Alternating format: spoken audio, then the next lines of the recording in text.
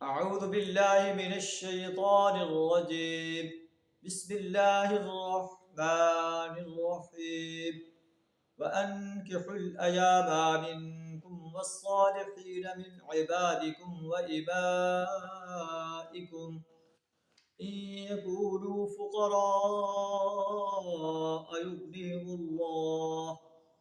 يغنيهم الله من فضله واللہ واسع علیم. صدق اللہ العظیم. قرآن زناکاری سے بچانے کے لیے احکامات دے رہا ہے. پہلا آرڈر کہ کسی کے گھروں میں بغیر اجازت داخل نہ ہو جاؤ. زینت مرد جو ہے اپنی نگاہیں بچا کر رکھیں، عورتیں بھی اور اپنی شرمگاہوں کی حفاظت کریں. عورتیں بھی اپنی نگاہیں بچا کر رکھیں، اپنی شرمگاہوں کی حفاظت کریں، اور زیب و زینت کر کے باہر نہ نکلیں، اپنی زینت کو ظاہر نہ کریں. صرف ان لوگوں کے سامنے ظاہر کر سکتی ہیں جو ان کے محرم ہیں.